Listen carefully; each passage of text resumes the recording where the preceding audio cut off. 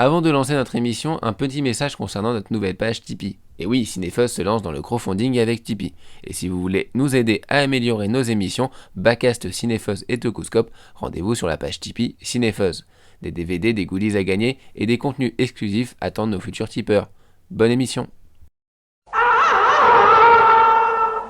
T'aurais pas vu une moitié de cigare?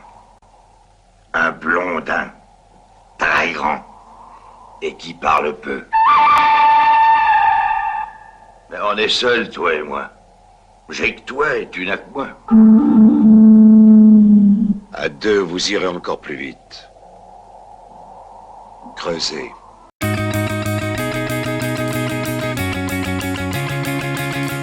Bonjour à tous et bienvenue dans cette toute nouvelle émission de Cinéfuzz. Un Cinéfuzz spécial réalisateur. Bienvenue à Cinéfuzz. Voilà, alors on parle italien à Cinéfuzz. Il est le podcast du cinéma. Voilà.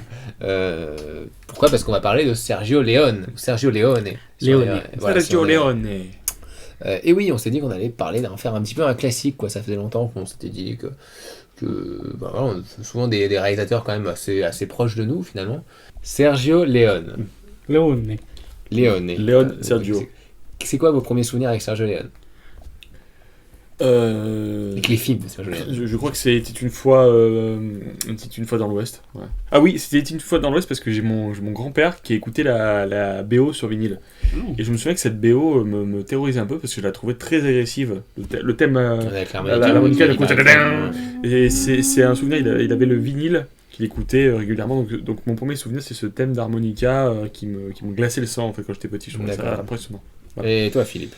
Et bien, moi c'est ma mère qui bouffait du western en boucle toutes les semaines qui m'a mis là-dedans, et notamment du coup le Bon, la beauté, le truand, il était une fois dans l'Ouest, les deux c'était ses deux préférés qu'elle regardait en boucle, et puis du coup voilà, je les ai connus comme ça. J'ai toujours connu, en fait j'ai l'impression d'avoir depuis bébé connu ces films là, ils ont toujours fait partie de moi. Oui, c'est un peu pareil. En fait, il y avait pas mal à l'époque, parce qu'il fut un temps, les gens, où on passait des classiques à la télévision française, sur les pas que sur les chaînes publiques. La dernière séance. Sur France 3 à 20h, parfois même sur France 2. Et personne ne voyait le problème. C'est-à-dire que maintenant, plus personne, il n'y a plus d'Hitchcock, il n'y a plus d'anciens films d'Hitchcock, il n'y a plus de classiques. Mais j'ai l'impression que c'est un nouveau monde, c'était un autre monde quoi. C'est un vrai problème. C'est un vrai problème, je trouve, il n'y a plus de classiques qui passent sur la télévision. Les gens sont influencés par la télé, et nous on avait la chance. Et évidemment, moi c'était, et pour quelques dollars de plus, que j'avais vu sur France 3, je crois qu'il l'avait passé en première partie de toi, parce que j'étais quand même assez petit. Et c'était pas au moment où j'ai entendu le mot de Léon. Léon, je l'ai entendu après, quoi. Quand j'ai redécouvert les films plus tard, et en fait, quand j'ai revu les films plus tard, à l'époque où tout le monde en parlait, où Tarantino en faisait des tonnes, etc. Voilà. Tu revois les films et tu dis putain, mais en fait, je les ai tous vus en fait quand j'étais petit. Et effectivement, c'est des films qui avaient traversé les âges quand même. C'est-à-dire que la génération qui a été vachement marquée par les Léon, c'est surtout c'est les pères, les grands-pères, c'est nos aïeux. Mais c'est un peu ça. Et la musique aussi. Une musique qui a un peu dépassé le. On avait forcément entendu du Morricone, quelque part, même que ce soit en pub, que ce soit en truc. Là, pour une dernière fois, on vous parle quand même d'un réal qui dépasse vraiment le cadre du cinéma pour vraiment être inscrit dans la culture générale de tout le monde. Quoi. Encore que je me demande si les jeunes de maintenant savent qui est Léon. Enfin, les adolescents, je veux dire, ceux qui découvrent, parce qu'eux, ils l'ont pas vu à la télé. À part Tarantino qui en parle tout le temps. Est-ce qu'ils ont l'opportunité de voir les films ? Heureusement qu'il y a des réalisateurs qui essayent d'en reparler, tu vois. Parce que s'il n'y avait pas des réalisateurs pour donner envie aux autres de jeter un coup d'œil, ils passent pas à la télé de toute façon. Moi, à l'époque, on passait le Parrain à la télé. J'avais vu le Parrain sur France 2, ils avaient fait 3 dimanches de suite. Alors, c'est vrai. Non, mais c'est vrai. Voilà. Alors, les clichés sur les Italiens, ça va être une folie aujourd'hui. Voilà. On va accentuer ces voyelles. Moi, je peux. C'est vrai, parce que tu as des origines. Voilà. Donc, passons à Sergio Leone. On va pas parler de tous les films de Sergio Leone, parce qu'il en a fait beaucoup. Il a pas fait beaucoup, mais il en a fait certains où il n'était pas crédité, etc. Donc c'est assez compliqué. Ou en coréal. Voilà, on va dire les labellisés de Sergio Leone. C'est assez compliqué. Et c'est pas propre qu'à lui. Par exemple, il y a Mario Bava qui a signé plusieurs films. C'est propre à la production italienne. Voilà, qui était signé par d'autres réals, genre qui était signé par Riccardo Freda, mais en fait des fois c'était Bava qui réalisait les films. Il y a eu des films, donc il a été crédité ou pas crédité. Vraiment, le premier film où il a été crédité, c'est le Colosse de Rhodes. Et celui-là, je me souviens clairement, qui était passé à la télé la dernière fois, je crois, il y a 15-16 ans. Mais c'était un film...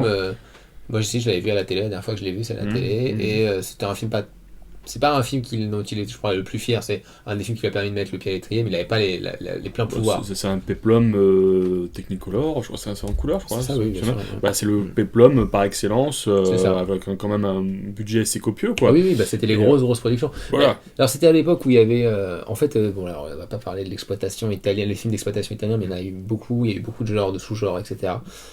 C'est un genre absolument prolifique et qui a baigné toute l'Europe pendant des années et des années.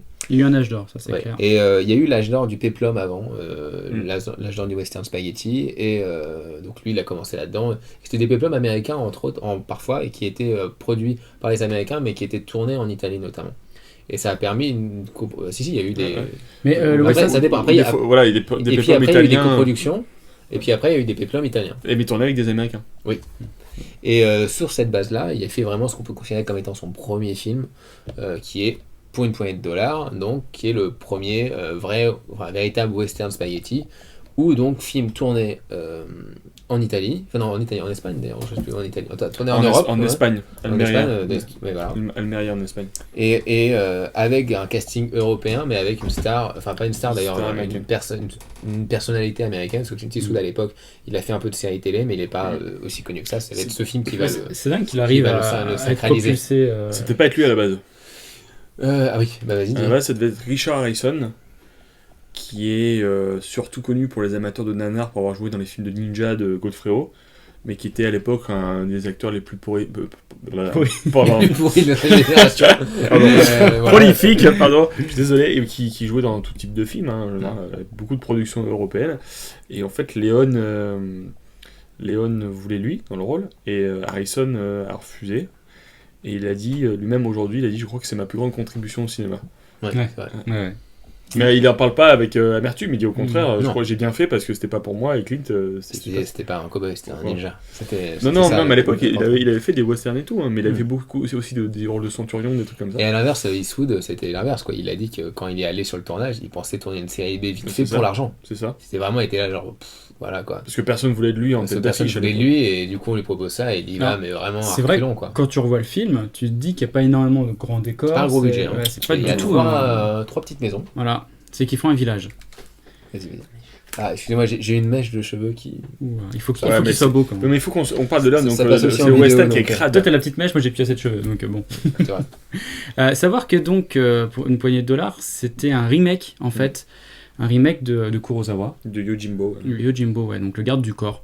Et mais vraiment, pareil. Pareil. Il y a c'est- eu des gros Ouais. problèmes de procès après, parce que c'était un remake, il n'avait pas acheté les droits. Ah, hein. d'accord, ok. Non, non, c'était un remake, il avait pris le truc, il avait. C'était à l'époque où on remakeait tous les Oui. films de Kurosawa pour en faire C'était à l'époque où il n'y avait pas westerns. internet, on pouvait. On faisait ce le qu'on faire voulait, aussi, personne ne connaissait, quoi. Voilà, maintenant c'est compliqué de piquer des plans et des idées comme ça C'est pour sans ça les dire. que Hollywood a du mal à faire des films originaux, on va C'est dire.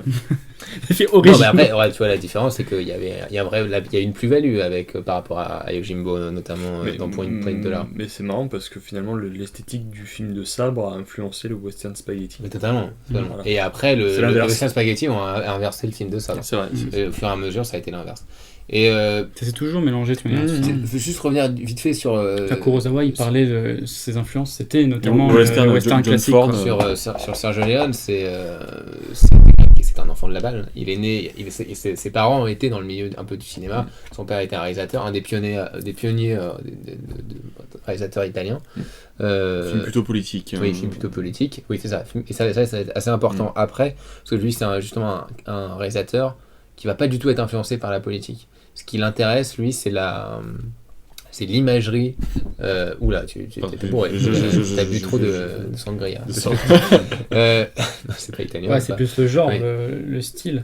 Non, ce que j'allais dire, c'est plus l'idée même de l'Amérique. Et quand il va être petit, il va développer une passion pour l'Amérique, comme tu ne peux même plus imaginer une passion maintenant de l'Amérique, parce que maintenant on a un recul. C'est-à-dire qu'il faut savoir qu'on est juste après la guerre, donc l'Amérique, ça a un côté très grandiose. Il y a les grands films de Ford qui arrivent, enfin, il sait ce qu'il voit, donc il a cette idée, il a ce fantasme, voilà, c'est ça, c'est le fantasme américain, et le fantasme de l'Ouest, quoi. Et Pour une poignée de dollars, c'est un film qui va être totalement défoncé par les critiques américaines, parce que d'un coup, ils voient leur genre à eux se faire pourrir, entre guillemets, par par un Italien et tout. En Mais en gros, fait, ce qu'ils comprenaient c'est un pas, c'est peu- que c'était un hommage en On fait. voit les pionniers américains, mais façon mexicain-italien, une sorte de mix avec les panchos et C'est ça. compagnie. Alors, Quoi. ce qui est intéressant, c'est Qu'est-ce qui se passe? dans l'avènement du western spaghetti, ce qui est bien, c'est qu'il y a vraiment un mélange, quoi. C'est un mélange des personnalités. On sent qu'on est en Europe et qu'en Europe, il y a quelque chose. Déjà, il y avait quelque chose de plus cynique qu'il n'y avait pas dans beaucoup de westerns Il y a américains. un humour qui Il y est a, très il y a spécial. un Tu sais humour, que il y a c'est Un Pas regard. non plus tout nouveau. C'est que, tu sais, il y avait Liberty Valance Oui. qui avait présenté cette imagerie. Liberty Valance, c'est vraiment la transition entre Mais c'est le pas les mercenaires sur-western et... encore.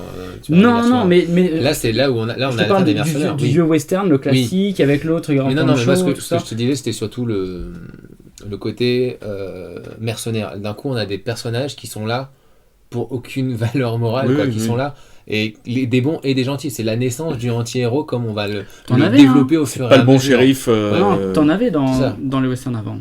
Oui, mais t'avais pas autant de grosses filles d'anti-héros comme ça. Et là, l'anti-héros est quand même mis à un certain niveau qui est quand même très très Oui, oui, il est avancé. il est iconique là sur le coup. Et il y a cette idée de L'anti-héros- cynisme aussi, tu vois. L'anti-héros était toujours contrebalancé plus ou moins avec la loi, quoi. Avec des valeurs. Tu vois, voilà, Surtout des valeurs. des valeurs, ouais. Oui, puis là, il n'y a pas un truc qui va faire qu'au final, il est bon. On Mm. ne sait jamais pourquoi l'homme sans nom, donc c'est l'apparition de l'homme sans nom, qui est le fameux pistolero, donc Clint Eastwood, l'icône que va devenir Clint Eastwood, donc ce mec avec le pancho, on ne sait pas pourquoi il a le pancho, on ne sait pas pourquoi, on ne sait pas d'où il vient, on ne sait pas pourquoi il fait ça, donc l'histoire, pour les gens qui ne l'auraient pas vu, parce que c'est pas forcément celui qu'on voit le plus pour une poignée de dollars, ce qui est dommage, parce que c'est un des plus...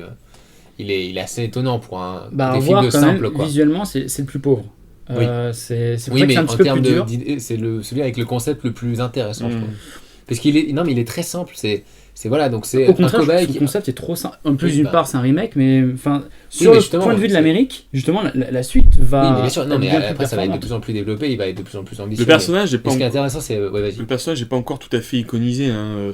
Il commence à être iconisé, mais quand même, il prend cher dans ce récit. Mm. Quoi. Et c'est pas encore ce personnage un peu de plus en plus sûr de lui qui viendra dans le 2 ou dans le 3. Tu vois, là, il est clairement un personnage qui se fait torturer à un moment donné. Oui, il non, passe mais dans les autres aussi. Enfin, pas dans le 2, mais dans le 3. dans- Il Ouais. est complètement en train de marcher dans le Oui, désert, mais à le 3 se passe dessécher. avant.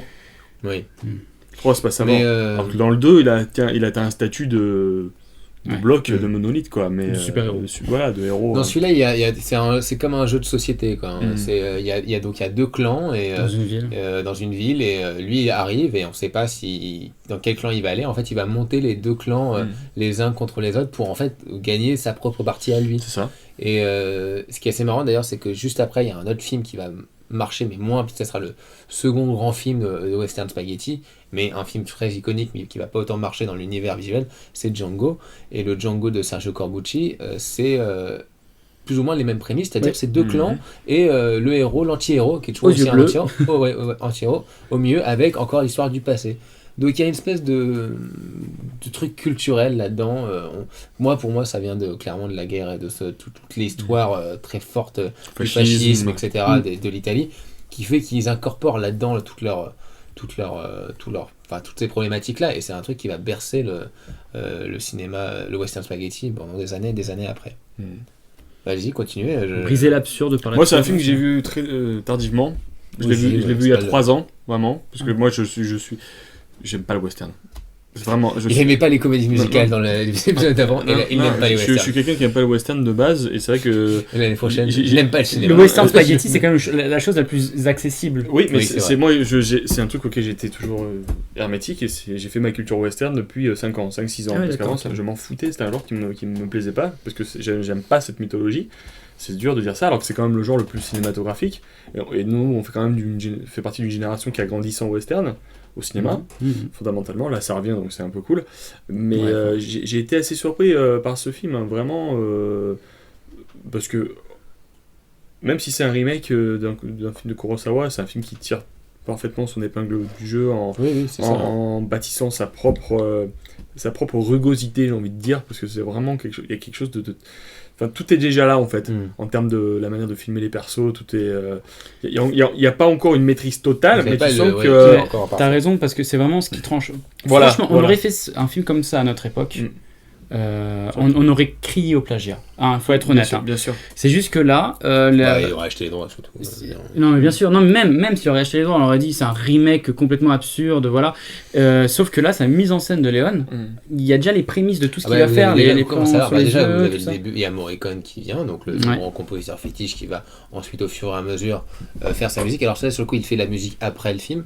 Au fur et à mesure, Léon va tellement prendre une importance Morricone va tellement prendre une importance chez Léon qu'il va lui demander de composer la musique avant pour qu'il puisse la synchroniser dans les scènes. Ce qui prouve le côté fantasme américain et fantasme du cinéma pur. Quoi. C'est pour ça, moi, en y réfléchissant après, au fur et à mesure, je m'étais dit que c'était peut-être l'un des premiers films méta de l'histoire de la pop culture ou de la culture, parce que c'est-à-dire que c'était un film qui réfléchissait sur d'autres films déjà, quoi. Bien sûr. Et qui prenait en compte l'idée c'était d'un coup on reprenait un genre et on le réadaptait d'une autre manière, et ça c'est un truc qu'on va faire des années maintenant, on ne fait que ça, et c'était le début de ça en fait.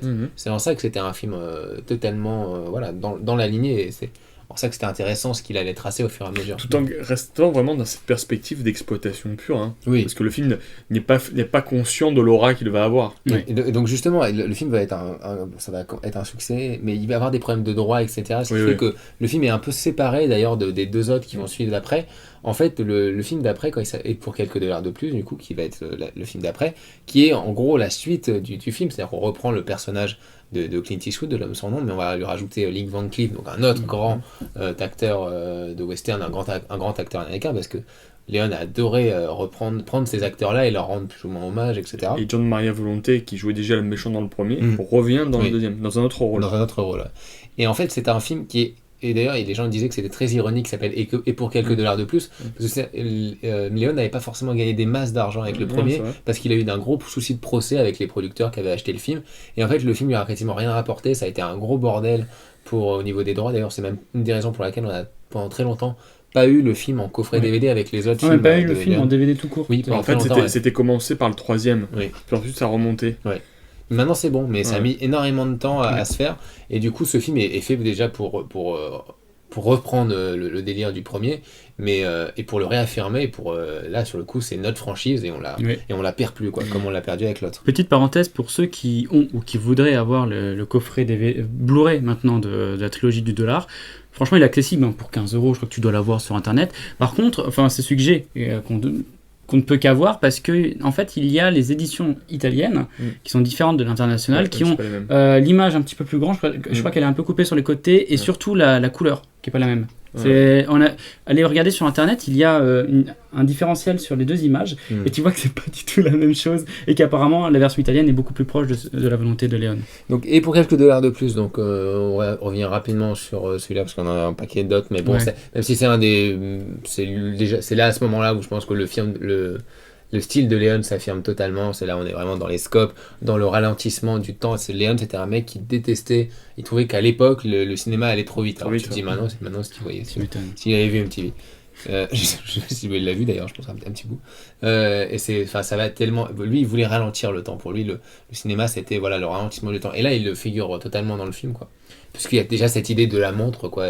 Il y a toute cette idée avec la thématique avec la musique qui passe, et c'est le temps à arrêter. L'idée du flashback qui revient, lancinant au fur et à mesure, avec le leitmotiv de la musique, et l'idée du duel final avec toujours un personnage et là, t'as ce qui est génial dans celui-là, c'est que Clint Eastwood ne fait pas le duel, il est le maître du temps, quoi, un peu ça, comme dans Fort Boyard. C'est mon... tu vois, je dis, il fallait que je dise une connerie. C'est mon film préféré, moi, de Léon, celui-là.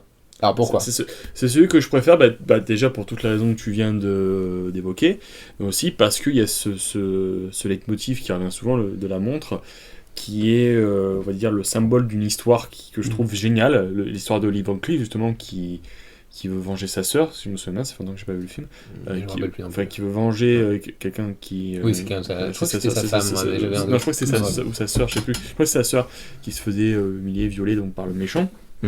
Le viol n'est pas très explicité, mais bon, c'est quand même... Puis il y a aussi l'idée que le méchant est totalement drogué. Voilà. C'est un mec qui fume, il a toutes les scènes où il est en transe totale. Et je trouve que le duel final... Il est toujours plus méchant que l'anti-héros, en fait. Le duel final m'a littéralement scotché, parce qu'on a Lee Van Cleef qui est face à ce mec qui réalise... Le mec réalise un petit peu avant de mourir tout le poids de de tout ce qu'il a fait, quoi. Et Eastwood, je trouve c'est tellement bien de ne pas le voir joindre cet affrontement et de rester comme ça, dans cette espèce de cercle à les observer. Je trouve ça plus intelligent. Il y a une musique à la fin, c'est la musique de ce duel est énorme, et je trouve que tout fonctionne dans ce film-là. Et c'est mon préféré de... Autrement, ça aurait pas coïncidé, puisque ça aurait fait 2 cow-boys contre 1, tu vois. Il y a mais... la logique du héros n'est pas là. Et puis, c'est vrai que Clint Eastwood, comme tu le disais tout à l'heure, c'est un peu un marionnettiste là-dedans. Oui, voilà. C'est vraiment celui qui va faire les plans, qui va essayer de tirer les ficelles, mais... C'est ça.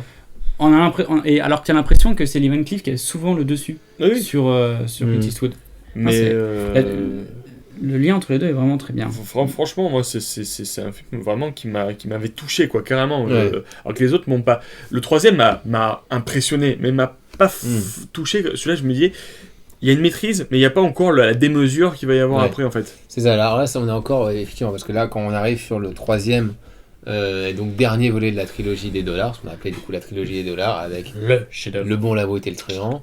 Donc là, on vous parle d'un film qui a tellement mélangé que tout le monde connaît, même sans l'avoir vu, qui a été bouffé. La musique, le thème de Morricone est tellement connu et tout. Qu'est-ce qui est intéressant à dire que les gens ne disent pas forcément sur ce film, je sais pas, c'est Eli Wallach, je trouve, pour moi, c'est lui qui porte le film vraiment. Je trouve qu'il a un charisme. C'est lui qui bouffe toutes les scènes du The Ugly. Ouais. C'est lui qui vraiment bouffe pour moi tout le film, en fait. Mais je dis ça. Il y a aussi. Donc là, on retrouve. Il marche bien parce que les autres personnages sont là aussi pour lui donner vraiment un. Donc là, du coup, on a 3 protagonistes et 3 anti-héros totalement. Cette fois, Lee Van Cleef devient vraiment le salopard fini. Oui, c'est lui qui joue le méchant. Et le personnage d'Eastwood est là. C'est le bon, exprimé comme étant le bon. Blondin. Et oui, Blondin, oui, c'est vrai que c'est son... Et donc c'est une préquelle au premier film, donc c'est là où on apprend comment il va avoir son poncho qu'il a dans les films d'après.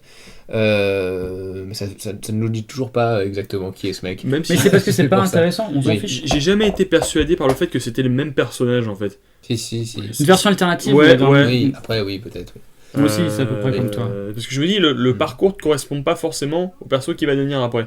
Mais c'est une boucle, enfin je sais pas, en fait je m'en fiche complètement. On s'en fout. Vraiment c'est 3 films à chaque fois différemment et puis voilà. Par contre ce qu'on peut dire c'est que c'est là où il y a l'envergure de Léon qui explose. C'est-à-dire que là d'un coup vous êtes le film fait 3 heures. C'est vrai qu'à l'époque les Western Spaghetti et enfin, il y a plein de films de Western Spaghetti qui sont faits, ça baigne l'Europe, tout le monde fait des Western Spaghetti, Lee Van Cleef en a fait d'autres, voilà. Lee Van Cleef d'ailleurs c'est superstar. Et que Eastwood finalement qui n'a fait que ces Western Spaghetti là et du coup, c'est là on arrive à une démesure, c'est-à-dire que Léon c'est un type qui, comme je dis, c'est vraiment un réalisateur méta avant l'heure, et du coup quand il fait ce film-là, il a déjà conscience d'avoir créé un genre et de vouloir l'enterrer. Et il fait c'est l'apogée ultime, quoi. Quand il fait ça, il se dit là les mecs, j'ai mis une barre, voilà, vous allez pas pouvoir y aller. Même si on reste encore une fois dans cet aspect de film pour garçons, quoi. Oui. Ce sera pas le cas du suivant. La chose qu'on dit pas, c'est qu'effectivement c'est un film où les dialogues ont été devenus cultissimes, que tout le monde cite, c'est comme Scarface, et ça a été cité par tous les rappeurs du monde entier. Enfin, c'est un grand classique de mal, en VF aussi, parce que la VF a bercé plein de gens. Et évidemment, c'est l'apogée d'un style, quoi. Donc c'est vrai que c'est un grand film, et c'est l'arrivée aussi de l'histoire, quoi. C'est une vraie fresque. Voilà, c'est ce que je dis. C'est le début des fresques historiques de Léon. Parce que Léon, après, au fur et à mesure, il va faire des fresques historiques. Et là, il y a cette histoire de bataille qui se passe en plein milieu entre sudistes et nordistes. C'est là où on commence à être dans la guerre de sécession. C'est un des grands films sur la guerre de sécession. Là, il amène un contexte. Oui, voilà. Mais c'est fort d'avoir un mec qui est qui est vraiment ni pour l'un ni pour l'autre, qui est au centre. Il est dans une histoire au centre, et puis il va devoir jongler. Toujours. Et t'as les 3 personnages, notamment Lee Van Cleef qui est en fait un capitaine, je sais plus. Oui, c'est sudiste, je crois. Et du coup, c'est super. Ils s'en foutent aussi parce qu'il y a un trésor qu'il faut trouver. Oui, voilà, c'est ça. C'est vraiment un film de garçon. T'as tous les éléments pour du fun, en fait. C'est un film d'aventure. Et puis, alors là, le final, il y a un truc dans une mine à la fin. Le final, c'est dans un cimetière. C'est un cimetière. Ouais, non, mais tout avant, il y a tout qui se passe dans une carrière où je sais plus. Peut-être, ouais. Il y a un grand décor, parce que encore une fois, c'est longtemps que j'ai pas vu le film. Je sais plus. Mais tu sens que là, l'échelle, elle est décuplée, quoi. En fait, bon, après, de toute façon, t'as cette scène de bataille, qui est une vraie bataille d'ailleurs, qui vraiment existé, il s'était renseigné, et il s'est rendu compte que c'était une bataille qui était très très peu évoquée. D'accord. Et pourtant, c'était une bataille qui avait pas des milliers, mais des centaines de morts, je crois. Et donc, du coup, il avait envie. Et là, quand même, il y a quand même des moments très touchants avec ce général qui part à l'attaque et qui revient en train de mourir. Le mec, enfin, et personne n'est bon ou pas bon d'ailleurs. C'est vrai que Le fait il y a des qu'il grandes scènes là. Le fait qu'ils rallient la cause alors qu'ils n'y sont pas Ouais. dedans. Oui, qu'ils juste vont par faire- plaisir, ils ouais. disent, on va faire péter Parce que le pont parce que. c'est plus le côté humain. En fait, Ouais. à leur niveau, on est dans l'aspect vraiment humain, de proximité plutôt que de cause. Et en même temps, t'as toujours un côté un peu cynique, un peu drôle, surtout alors, et puis à la fin, t'as le fameux duel à 3 qui est Bien sûr. peut-être le plus beau des duels dans les films de Léon et qui est inattaquable quoi. D'ailleurs même Tarantino il disait de toute façon ça sert à rien de faire une scène de duel après cette scène là parce qu'elle est tellement elle va tellement et il y en a un qui a essayé, c'est Kim Ji-woon dans Le Bon, la Brute et le Cinglé, et c'est assez marrant la façon de ce que lui ce qu'il dit, il dit bon bah je l'étais encore plus quoi. Ouais. Donc il part au ralenti et tout, c'est assez marrant dans génial. le principe. Et mais bon voilà, c'est très très très grande scène quoi. Le truc qui m'avait impressionné moi dans ce film, c'est que alors du coup les personnages ils sont beaucoup moins lisses que dans les deux précédents. Oui. Et que en fait ils vont au bout d'un moment, ils vont tous être traînés dans la boue pour revenir. T'as vraiment cette émergence du héros qui va se battre. Tu sais, quand il parcourt le désert, il est complètement cramé. Ah ouais, ça. T'as la brute, enfin pas la brute, Van Cleef. Lee Van Cleef, ouais, qui est intouchable. Tu sais, t'as vraiment cette figure intouchable. Le mec, c'est pareil, le temps, comment il est géré quand il mange, tu sais, avec la femme au début et son mari, là, il mange, on sait qu'il va se passer un truc de dingue, mais c'est pas tout de suite. Voilà, t'as des personnages qui sont beaucoup plus forts, qui marchent beaucoup mieux que dans les deux précédents. C'est vraiment l'apogée, quoi. C'est dans ce film-là où il y a les noms des personnages qui apparaissent. Oui, quoi. exactement. Voilà, et ça, je me dis, Avec putain, les arrêts sur les images. ça anticipe C'était ce qu'on cool, verra 40 ans plus tard, quoi. Oui. Ouais, même la façon de les expositions des personnages un par un dans d'autres Ouais, univers et qui sont présentés, ça c'est un truc. Là, j'ai vu récemment Sorcerer, donc la convoi de la peur, c'est exactement la même chose quoi. C'est genre, enfin, il n'y a pas les arrêts sur image, mais c'est ça quoi. Tu vois quand même qu'il a marqué un truc quoi. En termes d'idées, enfin, ce film. Bon, il est après, c'est complètement- un des plus grands chefs-d'œuvre. On va peut-être pas y revenir. Il a pas usurpé Voilà, son c'est vrai que statut, c'est quoi. un des plus grands classiques. Et en même temps, tu te dis que le film d'après est aussi un des Et après, plus c'est grands ce qu'on va dire classiques. tout le temps, complètement dingue. C'est génial, c'est un chef-d'œuvre. Donc, il était une fois dans l'Ouest, qui film qu'il fait après. Alors là, bon, ça y est, il a la folie des grandeurs, quoi.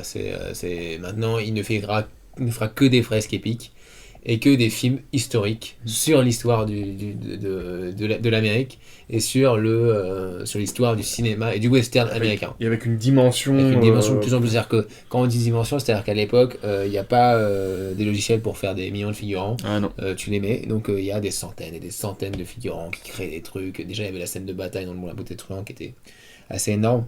Et Il était une fois dans l'Ouest, donc qui est son film d'après, qui là, bon voilà, t'as le nom quoi, c'est Il était une fois dans l'Ouest. Donc on va vous parler de l'histoire de l'Ouest quoi, depuis le début. Donc là, on part sur un truc très très fort déjà dès le début, parce que ça raconte l'histoire d'une femme, donc qui est Claudia Cardinal. Claudia Cardinal, merci, qui doit se marier. Elle part très contente parce qu'elle va se marier. C'est le début de l'Ouest, donc elle est contente. Elle va trouver une famille. Il y a déjà des enfants. Le père veut l'épouser. Elle va commencer à vivre dans une ferme et tout.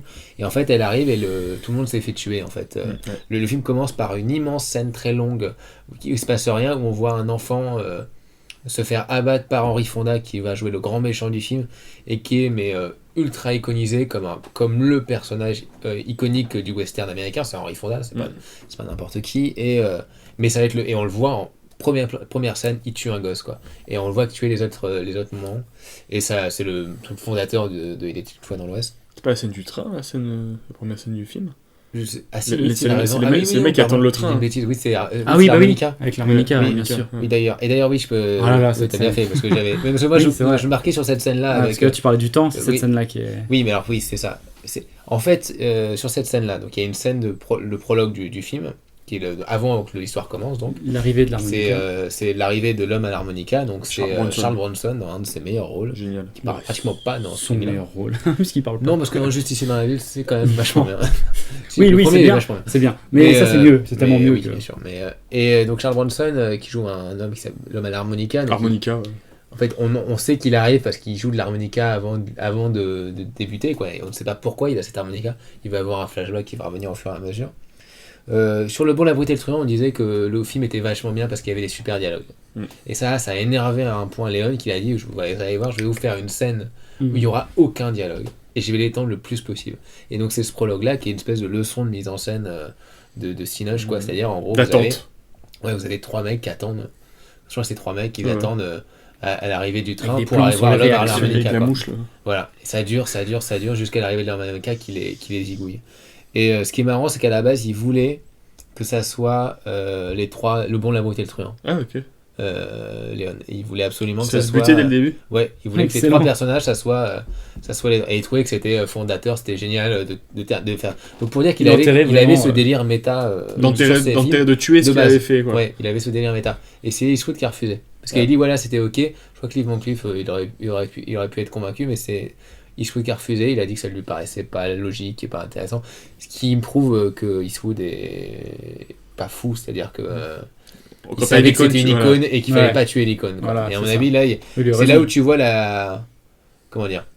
C'est là où tu vois la division qu'il va avoir entre les deux, parce qu'il va vraiment avoir un divorce entre Léon et Bien Eastwood. sûr. Eastwood va repartir faire des westerns aux États-Unis. C'est même lui qui va être l'un des maîtres du Oui, renouveau le du nouveau western. chantre du western. Hein. Et, Pandéléo et Cour, et il va tout même ça. un peu critiquer Léon sur certains points en disant voilà, il va avoir une petite guéguerre entre guillemets, même si après finalement il va reconnaître que bah, évidemment c'était un très grand et qu'il lui doit beaucoup.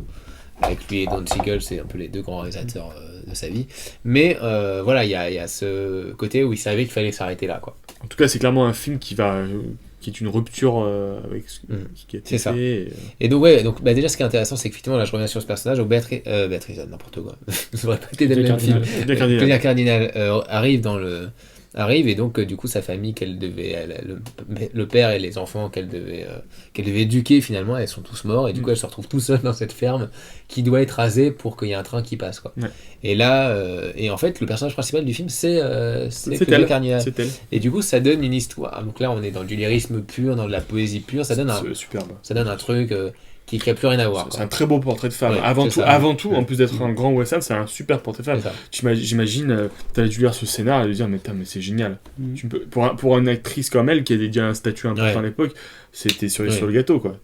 C'était peut-être la plus belle actrice de l'époque, en plus. Oui, Parce que là, c'est dans vrai. un film comme ça, c'est la consécration. Voilà. en fait, elle passe par énormément d'émotions, Oui, beaucoup oui, de oui. phases. Il y a vraiment tout pour ce rôle.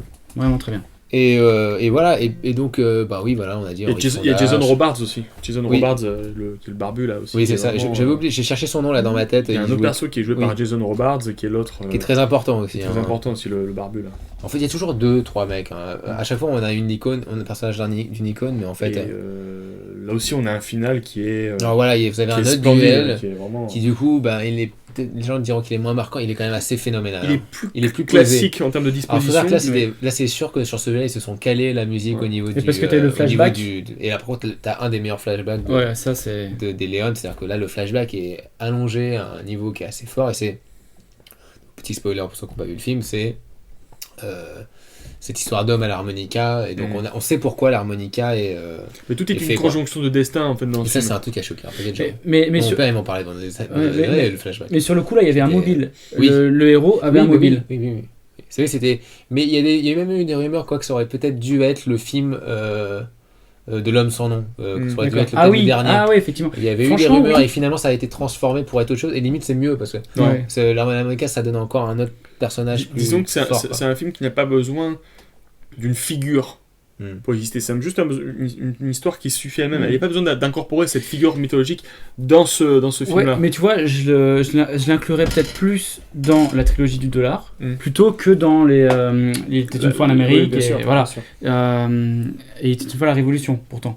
Vraiment, c'est un peu cette figure héroïque du cow-boy que maintenant tu n'as plus d'ailleurs. Hein, on en a parlé la dernière fois. C'est toujours la figure ouais, de la Longsman. déconstruction maintenant. Oui, voilà, exactement. Donc ouais, c'est bien. Voilà. Et Puis il y avait pas de moustache, en plus. Bon, il y a Hanson. le dernier plan d'Henri Fonda m'avait marqué. Ouais, c'était quoi Bah, En fait, Ah oui, quand il non, se d'accord. retourne comme ça, Ouais, ouais. oh, c'est magnifique ça. ce plan, moi, c'est un plan qui me fout Ah la chair ouais. de poule à chaque fois. Moi aussi. Parce qu'il y a un regard d'étonnement et de... Et puis le dynamisme Ouais. qu'il y a dans ce plan, c'est. Le montage est assez hallucinant. Et le film est écrit par Dario Argento. Alors, entre autres, alors, il y a eu Coécrit par Dario énormément Argento. de scénaristes dans ce film. Et il y avait Argento effectivement qui a coécrit le film, ouais. Avant de réaliser Et d'ailleurs. encore moi, la musique que je préfère pour une musique, c'est pas la musique harmonica, c'est le thème de fin. Ah oui. La musique de fin qui a une grande envolée Ouais, lyrique. qui se rapproche de celui du Fond d'Amérique. Exactement. Et c'est normal puisque tu as la scène de fin, après la dernière scène avec Claudia Cardinal, une des dernières scènes, elle se tourne, elle est en face En fait, c'est un énorme, parce que on l'a pas dit encore, mais Léon était fan des gros plans. Il adorait les gros plans en scope, très très gros plans. Des extrêmes Et, gros plans. ouais, quoi. les Quand extrêmes t'as des gros yeux plans. comme Claudia Cardinal, putain. Et, C'est très bien, et en fait, et donc le plan, c'est elle sur le lit qui regarde, le plafond, quoi. Mais nous, il la filme vraiment de face, En quoi, plongée. en plongée totale. Et c'est une scène très très forte sur la vision, celle qui te regarde face caméra, quoi. Et c'est un plan qui va revenir en puissance 1000 dans Il était une fois en Amérique.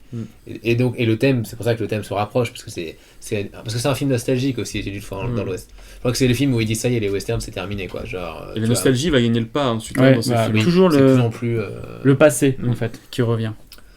Et voilà, bon, si vous n'avez pas vu Il était une fois dans l'Ouest, il faut voir Il était une fois dans l'Ouest. C'est un des grands films. Enfin, s'il y a les deux grands westerns léoniens, vraiment, Bon la que j'ai Brute remarqué, et c'est Le Il Bon était la une fois Brute dans et vraiment, et Il était une fois dans l'Ouest. En DVD, il y avait une très belle édition, je sais pas si vous vous rappelez, DVD Digipack et tout ça. Oui, Ils sont Ah, et il est oui. sorti en Blu-ray là, ça y est. Ah ouais, ouais. Ouais, Mais ce qui me fait chier, tu vois, que je c'est l'ai, Blu-ray, ouais. c'est que ces putains de Blu-ray, c'est juste des boîtes maintenant. Ils se font plus chier à faire des beaux trucs comme avant, tu sais. Mais c'est vendu avec un harmonica.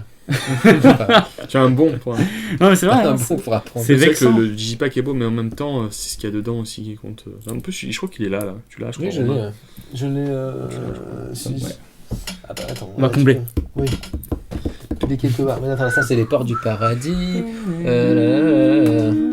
Ah, attends, je le prends. Ouais, voilà, c'est. Elle est nulle l'affiche en plus, elle est super nulle. Ouais, pas Regarde, sûr. elle est horrible. Claudia Cardinal, t'as l'impression que tous les hommes marchent sur elle, enfin, c'est horrible. Voilà, il montre une affiche. Hein, pour Voilà, elle. ça c'était la petite affiche tu sais, qu'il y avait dans le DVD quand Ah, mais bon, on c'est les vrai. voyait de dos. Les... Le contenu est le même. hein. Donc pour les gens en audio, ils vous montrent une affiche Mais avec tu- les trois et Claudia Tu Cardinal sais au que c'est milieu. vexant parce que Voilà. je vois de plus en plus de DVD, de Blu-ray, pardon, qui bien sûr ont une boîte Blu-ray classique et qui ont moins de contenu que nos éditions de DVD collector. Ça arrive. Ça arrive souvent, regarde X-Men par exemple. X-Men, Bon. il y a, dans les Blu-ray, il y a rien. J'étais vexé, du coup je suis obligé de garder et le Blu-ray et le DVD. Quoi Hors sujet. Donc, passons à Il était une fois la Révolution, On fera un... qui est un qui podcast sur est le un film un support. peu bizarre parce que c'est un. Duck your sucker. Alors voilà, Il était une fois la Révolution, c'est le nom français du film, mais ça ne s'appelle pas Il était une fois la Révolution en vrai. Ce qui est bizarre parce que du coup en France on a retitré les trois derniers films de Léon, enfin si on compte pas Mon nom et personne, comme la trilogie Il était une fois. Rien à voir avec la chanson. Aux USA, Enfin, ça avec s'appelle. le- Aux USA, ça s'appelle comment A Fistful of Dynamite. voilà. Donc, c'est pour une poignée de dynamite. Donc on Et- revient. Nous, on est dans la continuité de ça. Ouais, et les c'est Américains reviennent. Mais en même temps, ça a jamais été trop reproché aux Français dans le sens où finalement c'est sûrement à mon avis le meilleur C'est titre. logique. Mais, Ouais, ça, c'est Et puis même en argument de vente. Oui. Voilà. ouais, quoi. ça c'est clair.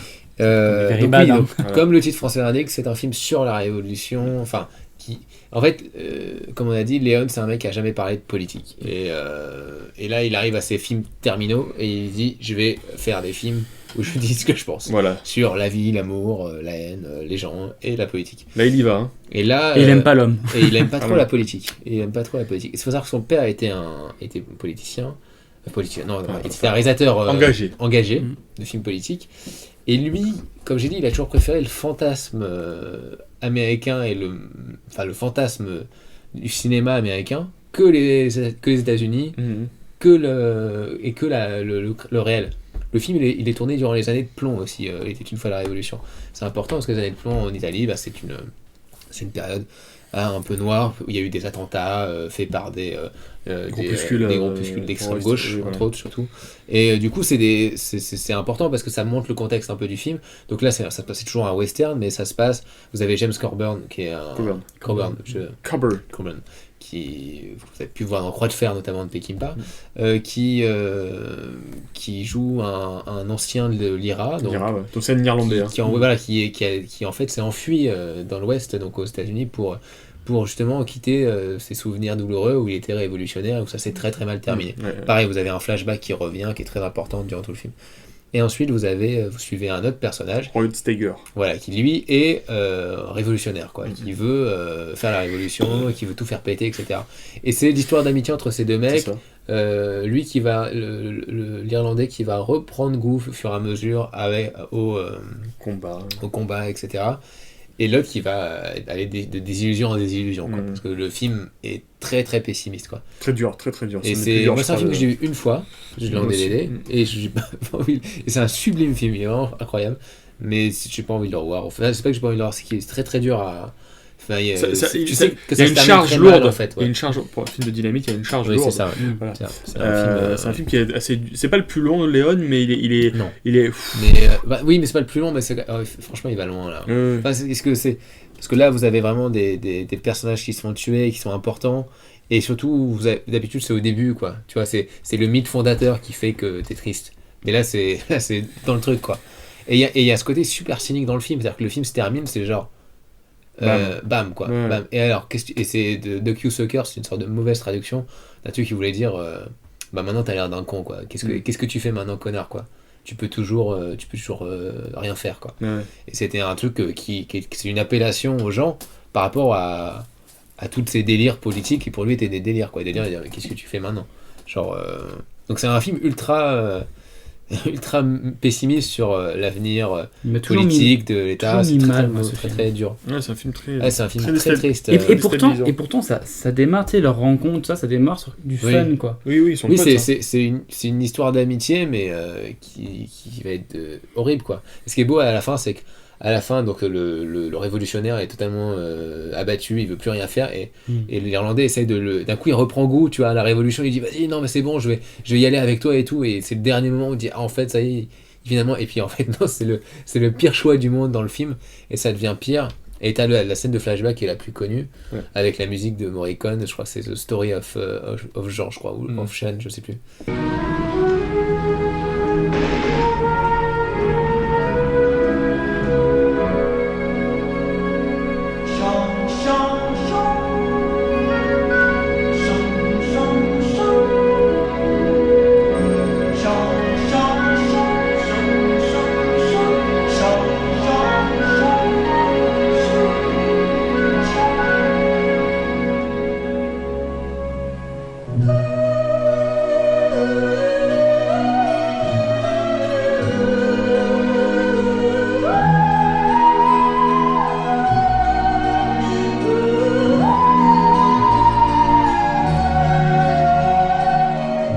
Qui est assez beau et pas du tout. C'est en fait c'est l'un des flashbacks. C'est pas un flashback sur la violence, sur une violence qui serait marquante et c'est pas une vengeance. C'est l'inverse d'une vengeance en fait.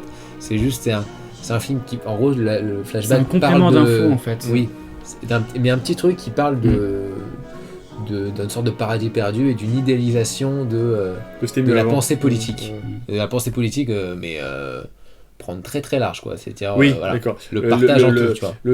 Quand t'es dans un meilleur cadre politique, les hommes sont meilleurs. On est égaux, sont plus, on est tellement égaux qu'on voilà. partage tout et qu'on aime tout le monde, Oui, quoi. bien sûr.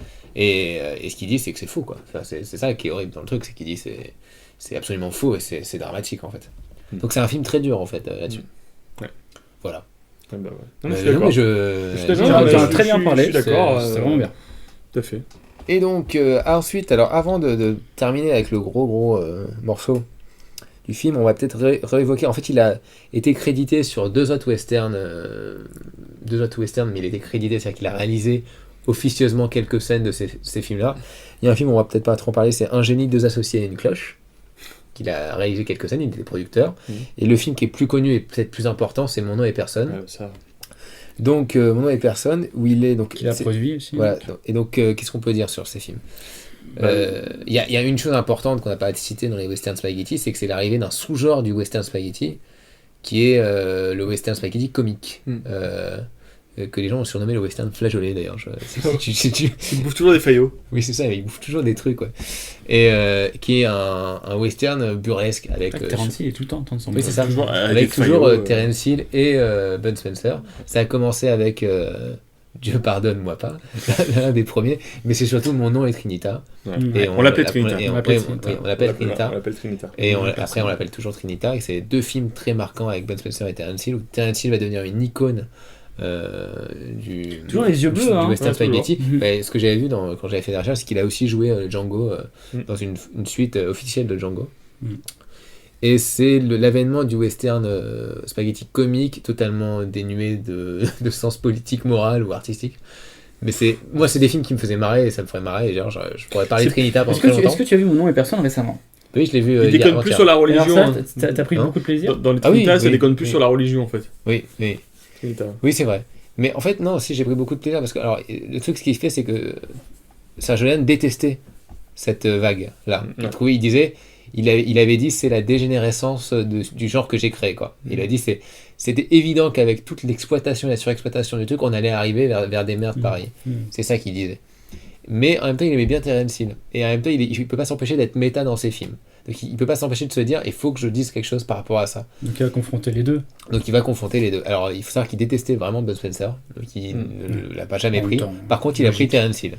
Et Terence Hill, c'est un mec qu'il aimait beaucoup. Et enfin, qu'il avait l'air d'apprécier parce qu'il le prend. Et Mon nom et personne, c'est... On reprend le personnage de Trinita. Il s'appelle pas Trinita dans le film, mais il a les mêmes visuels, il a le même costume que Trinita. Et on va le confronter à Henry Fonda, qui là est dans le rôle d'un gentil, mais le héros du héros américain classique. Jacques Beauregard. Jacques Beauregard, qui est quand même génial, quoi. Ça me fait penser limite au film d'Azanavicius. Non, mais bon, bref.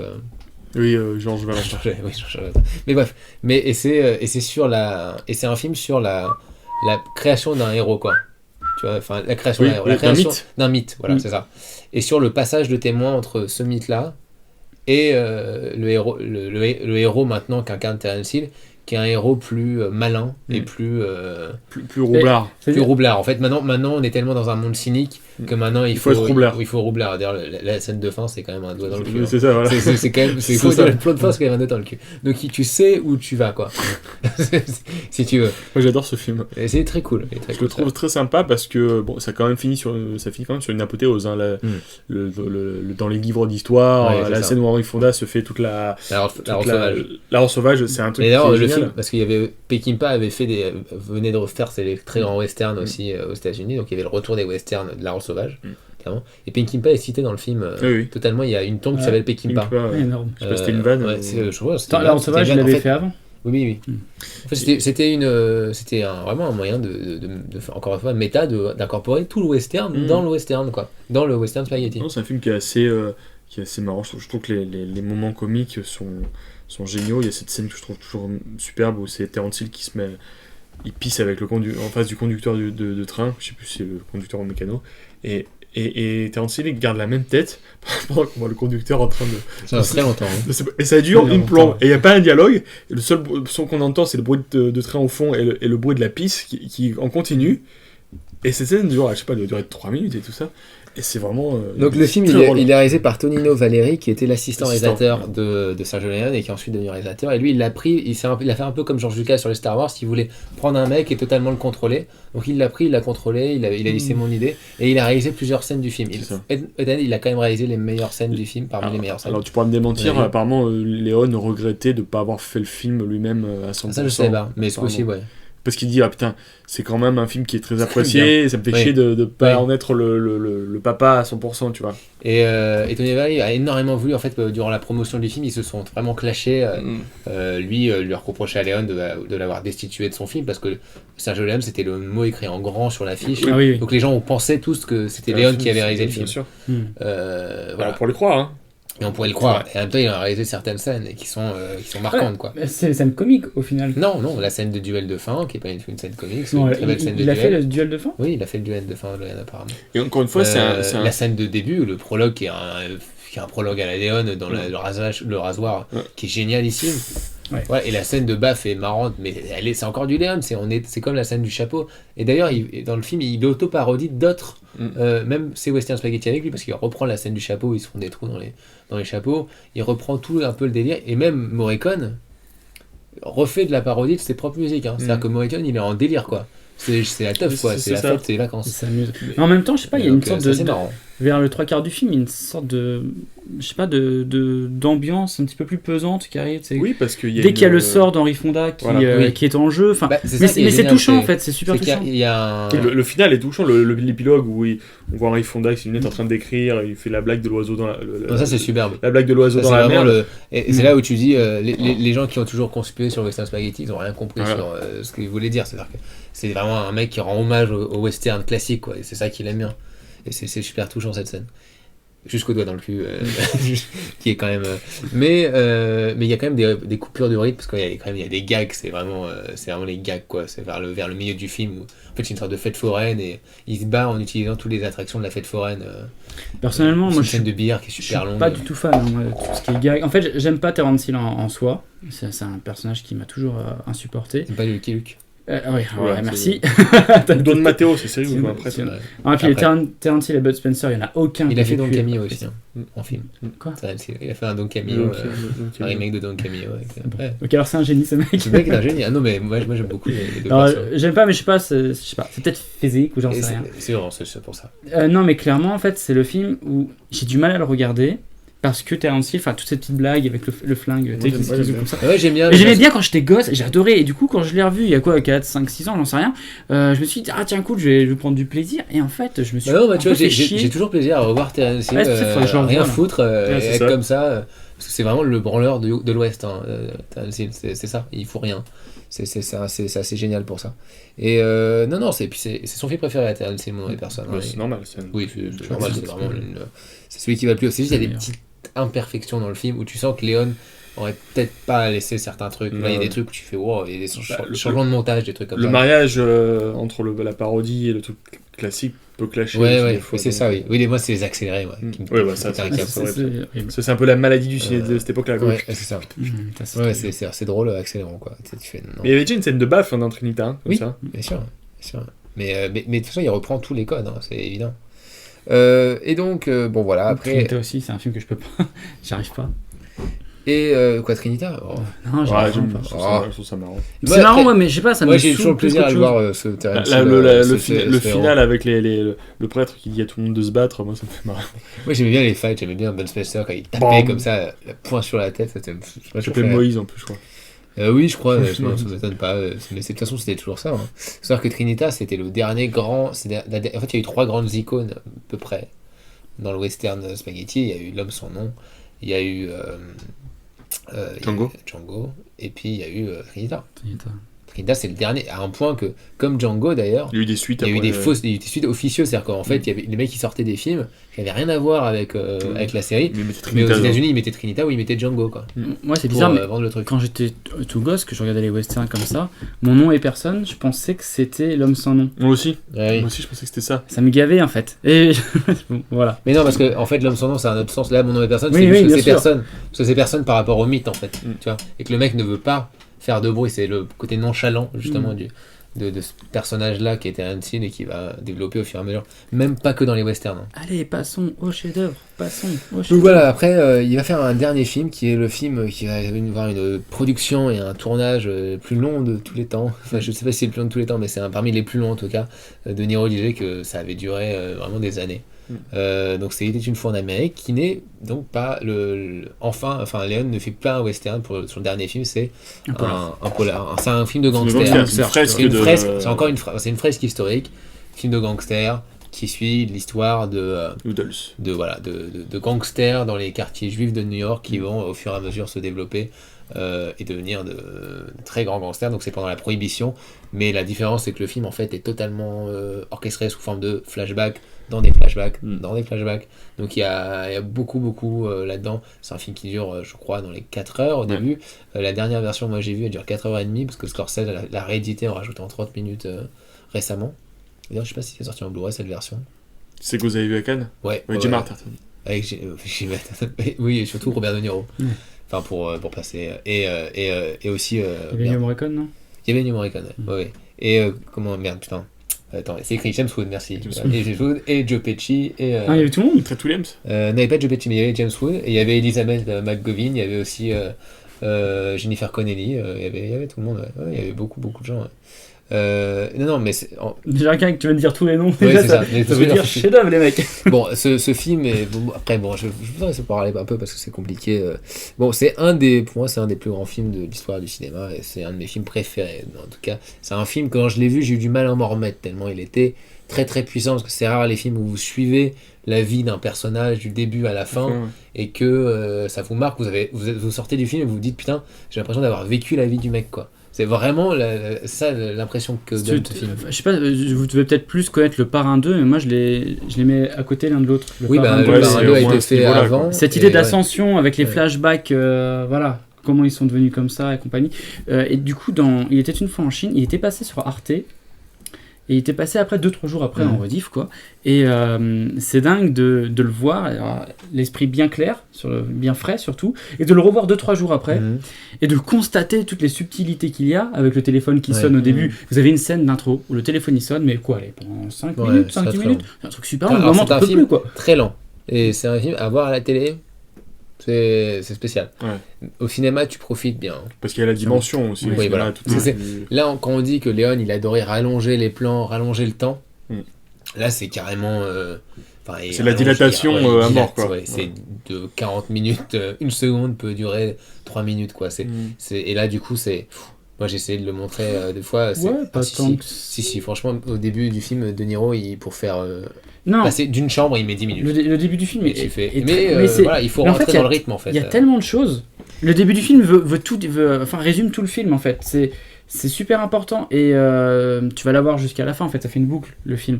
Et je trouve pas que ça aille si vite parce qu'il y a beaucoup d'éléments. Je voyais que ça allait vite, j'ai dit non, que c'était... Mais que si long, c'est oui. que c'est si lent parce qu'il y a tellement d'éléments que finalement t'en as besoin un peu de cette lenteur. Oui, non, mais de toute façon, cette lenteur est obligée pour pouvoir rentrer dans le truc, quoi. Mais c'est sûr que c'est un truc, parler des jeunes de maintenant, je suis pas sûr que des films de cette lenteur-là, Non, c'est. ils ont supportent l'habitude, quoi. Ils Parce que ont- c'est quand même un film, tu dis Léon, les gens ils pensent le bon, la beauté, le truand, ils disent trop cool, les dialogues cool et tout, ils s'avancent avec Robert De Niro en plus. Ils avancent le truc, le Parrain 2 c'est vachement plus rythmé, tu vois. Ouais. Mais Non, c'est bien un sûr. film qui est fort. Alors, en fait, le film se divise en plusieurs parties, mais il y a une grande partie qui est la partie fondatrice du film, ce qu'on voit dans l'affiche que j'ai ici pour les gens qui écoutent le podcast en vidéo, qui est la partie de la jeunesse des personnages, donc incarnés par De Niro notamment. Noodles, ouais. Et c'est la partie fondatrice, c'est-à-dire qu'une fois que tu as eu cette partie-là de leur enfance qui est très très belle, c'est très poétique, c'est assez sublime, tu les vois déambuler Toujours dans autour le du pont, quartier juif de New York, en scope, enfin c'est les plus beaux plans du monde, quoi. Et une fois que tu as vu ça, tu les vois ensuite au fur et à mesure se pourrir les uns les autres et se Avec le pouvoir, défoncer et dégrader, et leur histoire d'amour devenir de pire en pire et tout. Et ça te tue parce que t'as en mémoire leur enfance, quoi. Et ça c'est un truc que tous les réalisateurs vont utiliser après, c'est-à-dire Oui, la pureté qui est gâchée. la pureté Une balle dans la Une tête. balle dans la tête de John Woo. Oui. Tout le monde va The utiliser Brothers, tout le monde va Shang-Chi. utiliser ce Oui, parce que truc-là. c'est quelque chose qui Ouais. parle surtout aux mecs. C'est un truc qui est beaucoup plus fort sur les amitiés viriles, mais qui sont fondamentales et inscrites en fait dans la personnalité des mecs. Mais c'est vrai, hein, ce que je dis. Hein. T'as raison. Et parce que je pense que les mecs sont plus forts en amitié que les femmes. Ça, c'est quelque chose qui est. Les mecs sont plus loyaux. C'est- Non, mais les mecs les gens sont plus, comprennent trop. les mecs sont Non. plus loyaux entre eux. Mais c'est vrai que même les femmes le disent que Voilà, oui, mais les femmes entre elles, c'est plus dur. C'est pas pareil. Voilà. Non, mais je suis d'accord avec toi, Voilà, pour le coup. Un mec pourra toujours laisser sa. Je sais pas. Un mec. Voilà. Je laisse t'enfoncer. Non, je m'enfonce pas. Non, C'est mais c'est non, une mais vérité- je te soutiens, je te c'est soutiens, une vérité que les femmes admettent.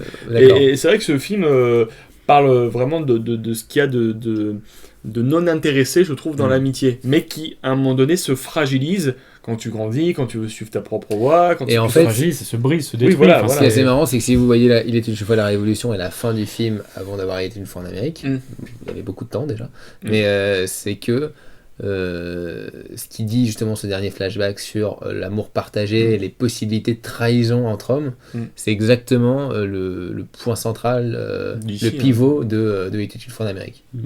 Parce que l'histoire d'Amérique, c'est vraiment une histoire d'amitié entre deux personnes et de la trahison qui va se passer entre les deux. De Niro, c'est un mec qui va jamais se pardonner d'avoir trahi. Voilà, trahi son voilà, ami, il y a en fait. toujours c'est un personnage qui ne vit Donc, pas du coup, légèrement avec ça. Et c'est un des plus grands films sur le souvenir et sur les flashbacks, parce que là, c'est plus des petits flashbacks qui reviennent en leitmotiv, là, c'est des flashbacks de 40 minutes. Des arcs. Il y a le poids du regret, Voilà. quoi. Le poids du Et donc regret du qui coup, est- et tout est vu de son point de vue. Ce qu'il faut jamais oublier dans le film, c'est qu'en en fait, De Niro est un fumeur d'opium, et en fait tous ses souvenirs sont empreints de la fumée de l'opium et sont toujours marqués sur le poids de la culpabilité. Donc c'est pour ça que le film est nostalgique, parce que en fait c'est un film où on est que du point de vue d'une personne, on est que de son point de vue à lui, et du coup on part avec lui dans un délire et un mec qui est en train de mourir, quoi. Un mec c'est avant sa mort, quoi, de toute façon. Oui, il est au chevet de... Oui, c'est ça. Il est au chevet de la mort, quoi. Et donc c'est là où c'est assez touchant. Et effectivement, le dernier plan du film est un des derniers plans les plus connus de l'histoire du cinéma, quoi. C'est vraiment l'un des derniers plans les plus connus de l'histoire du cinéma. C'était quoi? Bah, je peux pas le dire. Attends, merde. C'est deux doigts dans le cul. Non. C'est comme le tue personne. Non, mais non, mais je te dis, c'est De Niro, c'est un gros plan sur De Niro. Et qui sourit face caméra. Ça, c'est ça. Voilà. Qui est vu. Ah oui, c'est bon, je me Ouais, rappelle. C'est bon. On sait Ok. même plus trop, en fait. Ce plan-là est juste à part, quoi. Mais c'est vrai que c'est un des plus grands, enfin c'est un des plans les plus connus, quoi. C'est un des dernières scènes. Puis surtout que vu qu'il va mourir après, c'est une des scènes les plus marquantes parce que t'as l'impression que je dis pas qu'il a bien fait de mourir après, hein, mais je dis que quand tu meurs après ça va, quoi. Je veux dire, le mec a bien terminé son œuvre, quoi. C'est quand même une super bonne fin pour terminer ton œuvre, quoi. Je suis même pas sûr que j'en étais conscient d'ailleurs. Parce qu'il faut savoir que Léon avait d'autres projets qui étaient super intéressants. Il devait adapter un film sur Stalingrad, c'était son film d'après, son fameux film d'après, c'était un film sur Stalingrad, qui a plus ou moins été repris par Jean-Jacques Hano. Ouais. Qui a repris des bribes, en fait. Le film de Jean-Jacques Hano est fait plus ou moins en hommage à Léon, parce qu'il l'avait rencontré. C'est vrai que ce film, c'est un peu le dernier acte d'une symphonie. Oui, c'est ça, oui. Bon, la musique est formidable, etc. Voilà. C'est de le voir sur Est-ce qu'on a vu d'autres fresques après aussi Non, alors si impressionnantes? effectivement, Le Parrain 2 est une des plus grandes phases qui est passée juste avant, et en fait, Léon a été très très jaloux du Parrain 2. Il avait dit totalement, et il était surimpressionné par Le Parrain 2. D'ailleurs, il reprend des décors du Parrain 2 dans le film, qu'il réutilise. Il avait été vraiment très très marqué par ce film, quoi. Il y a de quoi. Il y a de quoi, surtout qu'un réalisateur américain est plus jeune que lui, Oui. beaucoup plus jeune que lui. Et c'est marrant parce qu'en plus, c'est un film qui a mis énormément de temps à être écrit. Hein. C'est genre, à la base, c'est l'adaptation d'un roman, hein, le film, mais qui est retravaillé. Il y a même eu une époque où il voulait, parce que tellement, avant que De Niro aille sur le projet, quand De Niro a été sur le projet, parce que De Niro était quand même une star à l'époque, donc il a pu gouverner le truc, il a reguidé l'histoire, il a ramené l'argent, etc. Quand c'était pas ça, il y a eu plusieurs changements. Il y avait même eu à un moment donné qui devait être français, ça devait être la mafia française. Ça a duré très très peu de temps. Là-dedans ? Ouais, parce que ils voulaient mettre Depardieu et Devers. Ah, et Miu Miu dans le rôle de la femme. C'est vrai. Ouais, il y a eu une évocation de ça, mais il y a eu plein de versions. C'est pour te dire, j'avais lu un article dans un Mad Movies spécial sur l'exploitation italienne qui était génial, parce que c'était 2-3 pages juste sur les tentatives d'écriture de ce film, quoi. Et tu te rends compte que ça a été un bordel, mais genre des changements de scénario pendant très longtemps. C'est pour ça que c'est un film qui est très lent, parce qu'ils ont mis je sais pas combien de temps à l'écrire. Et le film, la première version du film sortie aux États-Unis fait moins de 2 heures. Non, fait moins de. Je me demande si c'est pas moins de 2 heures ou moins de 3 heures, ça c'est sûr. Donc c'est un film qui est pas sorti dans la version qu'on voit maintenant, en fait. Et ce que fait Scorsese en essayant de rattraper, parce que les films de Leone, c'est quand même des vieux films et il y a des pellicules qu'on retrouve pas. C'est vrai. Et là, il essaye de. Donc là, il a réussi à remettre 20 minutes du film. Je crois que le film dure 4h20 maintenant. Qui sont quand même, les 20 minutes sont dans une qualité dégueulasse. Hein, est-ce que tu te rappelles de ce qu'il y avait en plus? C'était utile ou pas important? Oui et non. C'est-à-dire que le film est quand même un chef-d'œuvre sans. C'est que ça étoffe l'univers. Il y a une sublime scène avec la rencontre avec sa vraie maîtresse. Parce qu'il a une autre maîtresse qu'on voit un peu au début du film. Et on sait pas trop qui elle est, etc. Et on voit comment il la rencontre, et c'est une jolie scène entre les deux. En fait, parce que c'est juste après entre guillemets, la fameuse scène de viol. De viol au début. Voilà. Enfin, pas au début. Pas au début, à la fin, ouais. Avant le premier acte. C'est la blonde qui se fait violer. Ouais, et donc en fait, t'as une autre scène, celle-là, c'est une des plus intéressantes. Et sinon, ça explique un peu plus toute l'histoire, parce que, en fait, l'histoire, c'est que De Niro est réappelé à New York, il a quitté New York pendant des années, parce qu'il y a un mec qui lui demande de revenir, et il sait pas qui c'est ce mec. Et ce mec a redonné de l'argent pour subventionner la tombe de ses anciens amis. Et en fait, t'as et ça, c'est un peu réexpliqué dans le film, donc on comprend un peu mieux ce genre de premiers. Il y a aussi un truc sur l'histoire sur le rapport au fait qu'il soit juif et la guerre qui va arriver en Europe. Il y a aussi des petits trucs comme ça. Mais il faut savoir qu'il y a encore 20 minutes qui doivent être restaurés.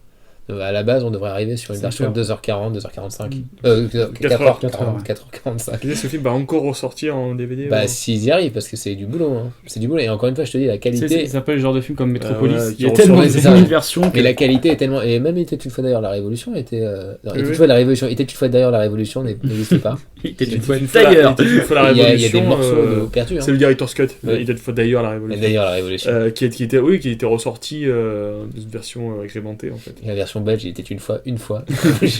Pardon. C'est pour rien. C'était gratuit. C'était pour vous. Bah voilà, bon, on va juste terminer en disant que Léon avait eu d'autres projets, notamment de produire. Par exemple, un film avec Franco Nero, Terence Hill et Clint Eastwood qu'il a jamais fait, c'était apparemment un de ses films fantasmés de western. Ouais, Il voulait faire un western avec les trois 3. héros, quoi. Donc c'est un type qui avait énormément conscience du côté méta du western spaghetti et du genre qu'il a abordé, quoi. C'est ça qui était intéressant avec ce. J'avoue, ça aurait Avec été ce kiffant de voir les trois. Ouais, dans ça, un c'est film. clair. C'était vraiment un réel qui parlait de cinéma sur le cinéma. C'est ça qui était intéressant avec lui. Bon, votre Léon préféré, ou l'un de vos Léon préférés, Bah, ou moi, deux, c'est- trois, si vous en avez trois, mais Bah, moi, c'est compliqué, donc... Ce serait sûrement. Et pour quelques dollars de plus. Et il était une fois dans l'Ouest. Ouais. Philippe. Moi, ouais, mon film de cœur, c'est Le Bon, la Beauté et le Truand. Et en fait, j'ai revu, j'avoue, il était une fois là, en Amérique et ça m'a tellement tué, en fait. C'était tellement impressionnant le truc que voilà, peut-être que vraiment, celui-là aussi, c'est celui que je porte beaucoup dans mon cœur. Bon, ça serait... ça aurait été une fois en Amérique. Et il était une fois dans l'Ouest, et le Bon, la Beauté et le Truand sont assez équitables. Et puis, Ceux c'est qui la font- Révolution, oui. et puis tiens... Ceux qui font plus de 2h30. Mais il était une fois la Révolution, c'est un peu le film à part que les gens ont moins vu, et qui est quand même un chef-d'œuvre à côté, quoi. Et des fois, t'as envie de le défendre, celui-là, parce que pas assez de gens l'ont vu, il était une fois la Révolution. Moi, c'est les derniers jours de Pompéi que je préfère. C'est vrai. Moi, c'est Sodome et Gomorre où il était en Ouais, seconde il équipe. était... Mais parce que ça s'appelle Sodome et Gomorre, et franchement, c'est C'est fabuleux. bien. c'est forcément bien. Oui, non, mais faudrait que je revoie le Colosse de Rhodes, ça se trouve, c'est son meilleur, on ne sait pas. Peut-être. On ne sait pas. Bon, voilà, je pense que c'est bon pour aujourd'hui et pour Léon. J'espère que ça vous a plu, j'espère que ça vous a appris des choses. N'hésitez pas à nous dire ce que vous avez pensé de l'émission, des films, quel est votre film préféré, qu'est-ce que vous pensez du cinéma de Léon, etc. Nous, on reviendra pour une zone libre la prochaine fois, et en tout cas, dites-nous aussi s'il y a d'autres réalisateurs auxquels vous pensez. On vous écoute, hein, on a entendu les Carpenters, etc. On est en train de réfléchir, on voit entre nous. Mais donc, Il a fait beaucoup de films, le beau. lancer des idées avec Carpenter, il a fait beaucoup de films. Donc, n'hésitez pas aussi à nous parler des films de Léon qu'il aurait produit ou co-réalisé, que vous avez vu et que vous aimez bien ou pas. Enfin, dites-nous. C'est ça. Très bien, bon, on vous dit à bientôt pour une nouvelle émission de Cinéphile. Gros bisous. Bien. Salut!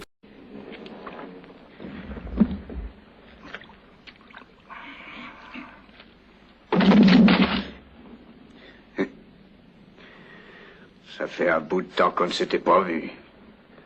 Toutes les fois que j'aurais eu la possibilité de te descendre, tu n'étais jamais à ma main. Mais aujourd'hui, ça va changer parce que tu es à ma pogne. Oui, j'ai eu tout le temps d'apprendre à tirer de la main gauche.